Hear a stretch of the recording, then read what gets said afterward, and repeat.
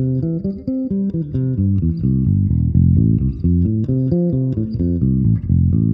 again, Mark here from Talking Bass. So today we're going to delve into a set of arpeggio etudes that are going to improve your bass playing in many, many ways. These etudes will improve your technique, your position shifting, your harmony knowledge, and they'll exponentially improve your knowledge of the fretboard. So first things first, what is an arpeggio?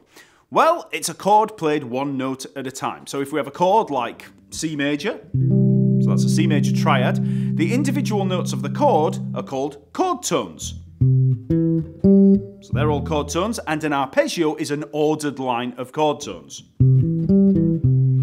Chord tones are the most important things that you can learn on bass because we use chord tones to outline chord progressions. Melodic bass lines and riffs are all based on chord tones. Yes, you can play other notes around the chord tones, non-chord tones, but the chord tones are the framework that all tonal music is built from. Learning arpeggios is the main way that we learn how chord tones are played on bass. So learning the arpeggios for each chord is an important area of study. You can learn triads, which are 3-note chords, 7th chords, extended chords, added note chords, and more. But today we're just looking at triads. So there are 4 main triads from which every other chord is built: major, minor, augmented, and diminished. We need to learn the basic construction of each of these triads before we try those arpeggio exercises. So I'll quickly run through each of those triads: major, minor, augmented, and diminished, starting on a root note of C here at the 3rd fret of the A string. So for a basic C major triad, so this would be a C major chord, we've got C, E, and G.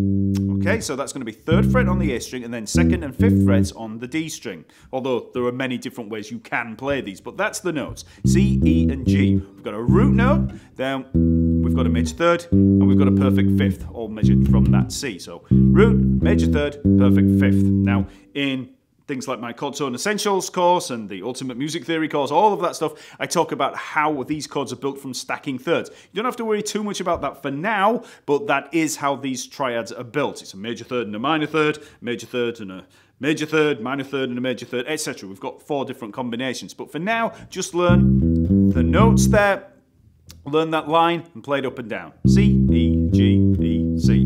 Root, major 3rd, perfect 5th. Then for the minor triad, we flatten the 3rd in there. So that's going to be C, E flat, and G. And the main fingering that you'll use for that is going to be 3rd fret and 6th fret on the A string, and then the 5th fret on the D string. Root, minor 3rd, perfect 5th. So the major chord is called a major chord because it's got a major 3rd in it, and minor because we've got a minor 3rd in it.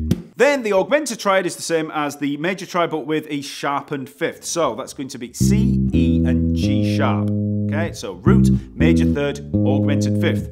Augmented 5th, augmented chord. So 3rd fret on the A string, 2nd fret on the D string, 1st fret on the G string. That's the augmented chord. And then for C diminished, we have C, E flat, and G flat. So that's the same as a minor triad, but with a flattened 5th. It's got a diminished 5th. Hence the name, diminished chord. So C, E flat, G flat, 3rd fret and 6th fret on the A string, and then the 4th fret on the D string. So that's that evil diminished 5th sound, the tritone. So we've got the 4 triads: major, minor, augmented, and diminished. So as a simple exercise, you can try moving those triads all over the fretboard. So let's say we take the major triad, just try playing it chromatically up and down the fretboard. C sharp, D, D sharp, E, etc. You just get used to the actual intervals in there, the fingering, the pattern, up to the C, back down. And you'll eventually get that, basically a pattern under your fingers.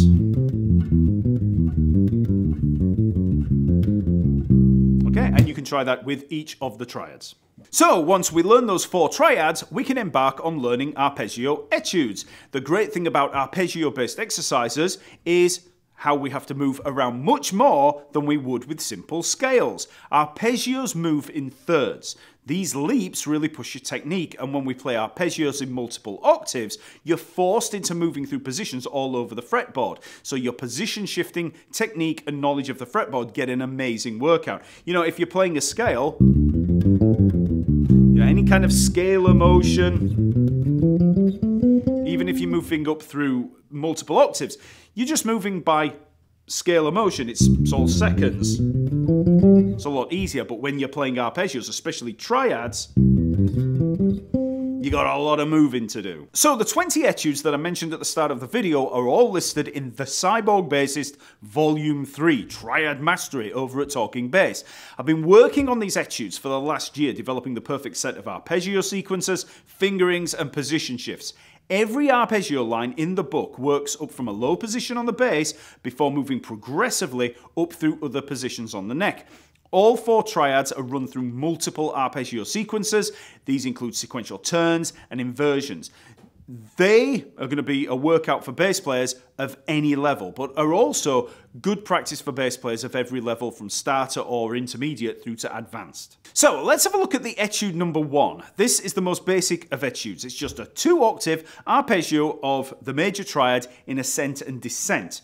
Every major triad is played through the cycle of fourths with a little transition each time, hence the 5/4 time signature, and we run through each one from C major all the way through the cycle of fourths until we return back to C. So we've got C major, F major, B flat major, E flat major, etc. So that etude sounds like this.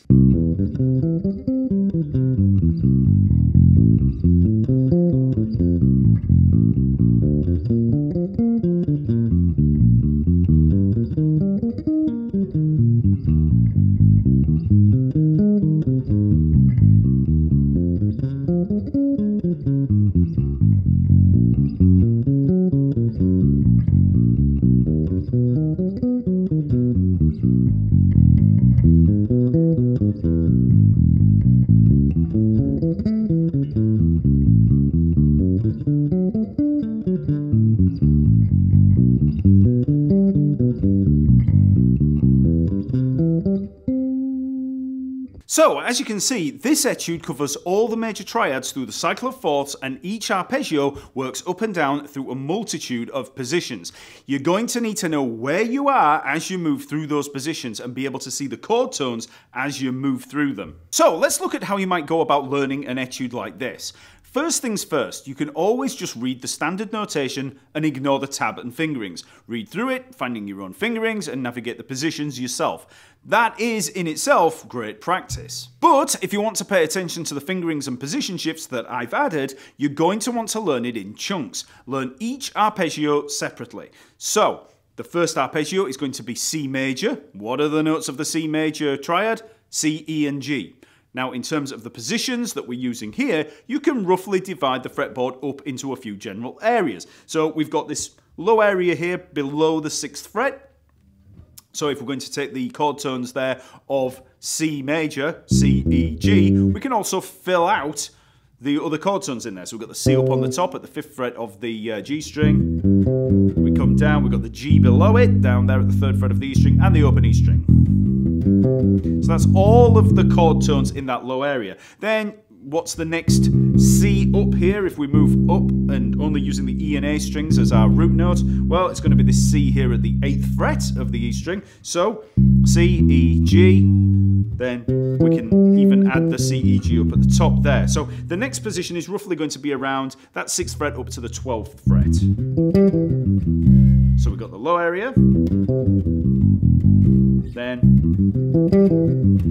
and then the next area is going to be roughly above the 12th fret, and we can just repeat the position that we had down here. So we've got the C here at the 15th fret of the A string. Okay, so we've got these 3 general areas, okay? So it's not like, you know, Simandla or any of those things where you've got these very specific areas. I'm just looking at general areas. We've got the root note of C there, root note of C there, root note of C there. We're just looking at the reiteration of each of the root notes, and then just filling the chord tones in around it. And this is a good little way of being able to move around the fretboard. So now let's work up through the first bar of that etude. So you can see that we start on a C there, 3rd fret of the A string that we work up, E and G. And you can see in the fingering there, I've got a number 2. So the fingers of the hand there, 1, 2, 3, 4. Index finger is 1, then its middle finger is 2, then ring finger is 3, and pinky is 4, okay? And you'll also sometimes see 0, and that's going to be open strings, okay? So we're starting on that middle finger. So C, E, G, and you can then see that we have a position shift. We move up to the C at the 10th fret of the D string. So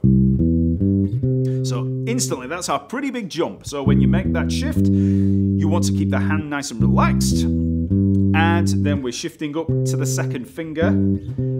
And it's handy to know that we're looking at C. We're moving on the root note. So you can keep your bearings here by always looking for where the root notes are. So as we move up in that position, there's the C. Okay? So we've got the C, 2nd finger, then E and G. So remember what I said about these positions? We started in this low area, we made the shift up here, and we've worked up to the G. So like I said, keep a nice relaxed hand there as you move up and look at where you're going. So before you make the shift, look at that 10th fret and then it'll be a lot easier. If you're still looking down here, you're going to have problems. So look, shift. And if you have any problems with that position shift, just try playing it incredibly slowly. You don't have to worry about it being in time or anything like that. C, E, G, C. Just try to get used to that move. And if you have real problems with it, isolate the movement. 4th finger to 2nd finger. 4th finger to 2nd finger. And then aim for having full note duration as you play it. It's not the easiest thing to do, you know, having ba, ba, ba, ba, you know, having that held duration, legato, but the more you practice those shifts, whoops, the better you'll get at it. And if you can move like that over that full, that's a fair jump. Trust me, when it comes to more basic bass lines that you're playing in regular songs, it's going to seem so easy after contending with something like this. So then after the G, the next note is going to be the C up here at the 17th fret of the G string. So again, we've got a big shift, and this time we're going to use the 3rd finger. Now, you can use any finger you want. These are just recommendations. But when we move up, we can actually use that 3rd finger to joint bar, and you'll see why this is useful as we're descending. So we joint bar, so we play the G string there with the underside of that joint there, and then just flatten the finger out a little, shift the pressure on the finger so that you can play that G there at the 17th fret of the D string with that same finger. Okay, so it adds a certain amount of fluidity there. So then we've got the 1st finger there for the E at the 14th fret of the D string. Now, as we come down, we're going to repeat that pattern. Root, 5th, 3rd. We're going to jump down to the C, 10th fret of the D string, and repeat that. C, G, E. So again, we're going to use that 3rd finger, joint barring. Because if you don't do that, you're going to have to find some way of doing it with the fingers. So what would you use? 2nd finger, 1st finger, 1st finger. There's many, many different ways you could try playing it, but the way that I think is the most fluid and probably the easiest all round is to use that 3rd finger joint barring. And the other cool thing about coming down through the arpeggio in this way is that you're always looking at the root note when we shift. So we've got the root note, so think C. Then what's the next note going to be? It's going to be the root note. It's going to be a C. Where's a C? There's the C. It's a C major triad. So it just makes things a little bit easier. And then we come down to the C at the 3rd fret of the A string, drop down to the G, and then the open E, which leads us into the next arpeggio, which is an F. So for the fingering there, I've used 2nd finger, 1st finger. You could bar with the 2nd finger, but I've just put the 2nd finger and 1st finger there. I might switch it up. I might use the 2nd finger sometimes, but remember, nothing is set in stone with this. These are just recommendations for it. And then we've got the F. So, don't rush. Don't rush working through this. Take it one note at a time. Just aiming for good technique, note duration. And don't add the next arpeggio yet. Just work on that until you've got it down. You want to be looking at the notes in there, C, E, G, C, E, G, C, G, E. And then you also want to be looking at the position shifts. You want to see all of the chord tones in each position as you move. You want to be looking at the target note there. You want to be able to see that root note, that C, as you shift. You know, we've moved up into this position. Where's the C? There it is. Then where's the C? And again, when you move position up here, look at where you're moving before you move. Again, as you're looking down, that's a lot of position shifts. So even that, just the first bar, can be pretty tricky. But if you take it slowly, and like I said, don't worry about being totally in time, you know.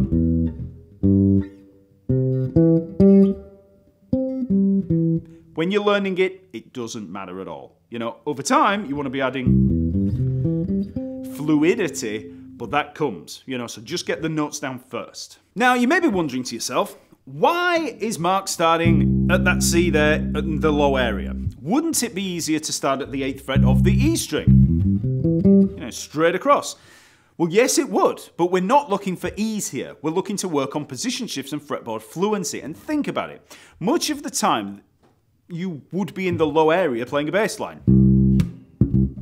If you want to learn to transition smoothly from that low area up the fretboard, then using that middle area as your starting point for these exercises is always going to force you into thinking of that position as your starting point. You're missing out movement from the lower area. With these etudes, we move around a lot. It's great practice in that way. So after descending all the way back down, we switch to the F major triad. We're working through the cycle of fourths, and this makes for a great resolution from one triad to the next. So when we come down, you can hear the resolution as we move into that F. So each arpeggio moving via that cycle of fourths gives us that nice 5-to-1 resolution each time. But don't just try learning the etude in one go. Learn that first arpeggio and run it over and over until you've got it. No matter how slow you have to play it, just keep running it through.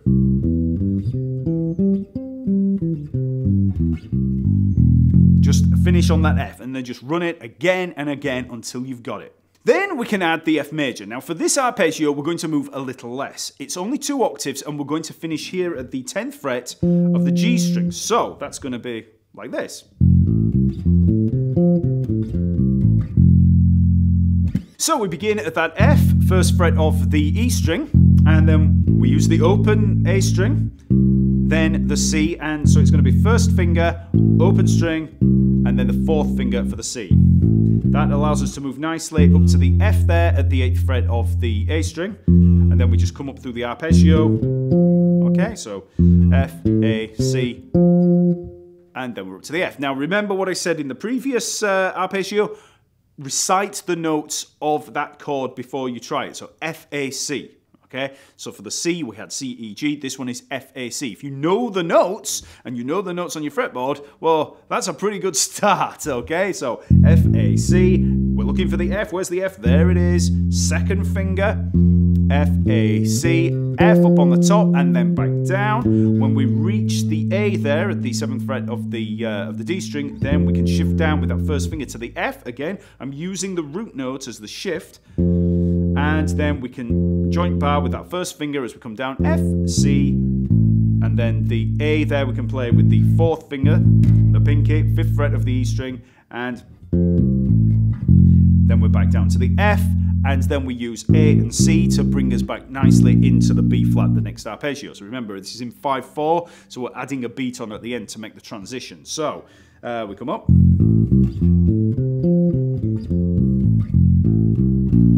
Lands nicely on that B flat. Then we just continue learning each arpeggio line in turn and adding them to the etude. Every time you add an arpeggio, play the preceding ones too. And this is going to help cement your knowledge of the overall etude. You don't want to be struggling with the early arpeggios when you reach the final one. So once you've learned the F major arpeggio in isolation, you want to combine it with the C.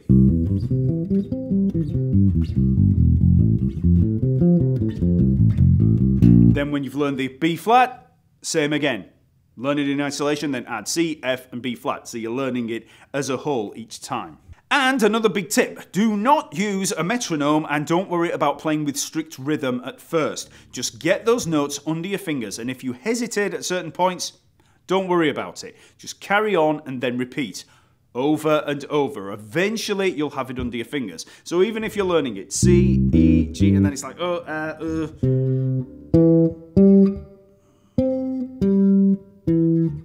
know, even if it's like that, it doesn't matter. Just keep going. And then just over time, you'll have it. So then we add the B flat,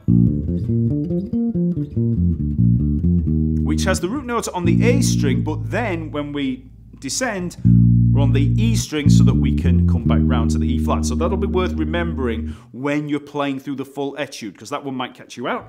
Then we're at E flat. Then we're at A flat. And we just keep adding them on and on. B flat, E flat, A flat, D flat, G flat, B, E, A, D, G, and we're back to C. Then when we reach C, we just play up through the arpeggio in 2 octaves. And that's the end.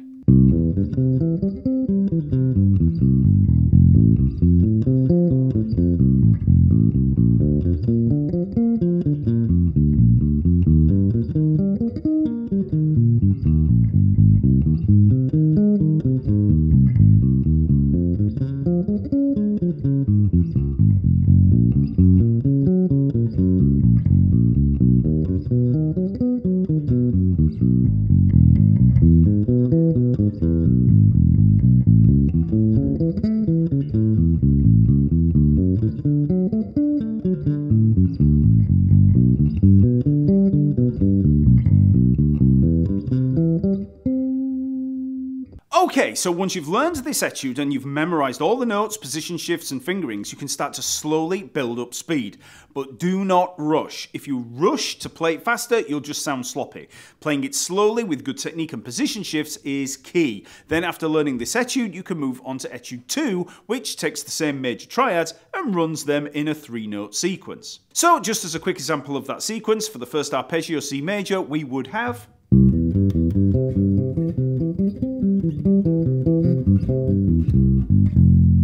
So again, repeat the learning process for this etude and then you have 2 great exercises to add to your practice. There are 20 etudes to work through in the book that work through all 4 triad types, major, minor, augmented and diminished. After working through these etudes, you're going to have an instinctive knowledge of the triad chord tones. You'll be able to fluently shift positions all over the fretboard and your technique will have improved more than you can imagine. The ebook and course is over at the TalkingBass website and it's on sale with a 20% discount for the next week. So that's $19 for a great addition to your practice routine, as well as the mini course that provides guidance on how to practice the lines. So give the video a like, subscribe to the channel if you haven't already, and leave me a comment to let me know what other areas of playing you need help with. There's a new video every Friday and I'm always looking for fresh material to cover. So go check out the book. Remember that the first etude there, that's all written there on the webpage over at the site. So just click on the link in the info below. Check out the 750 free lessons on the site also, and I'll see you next week.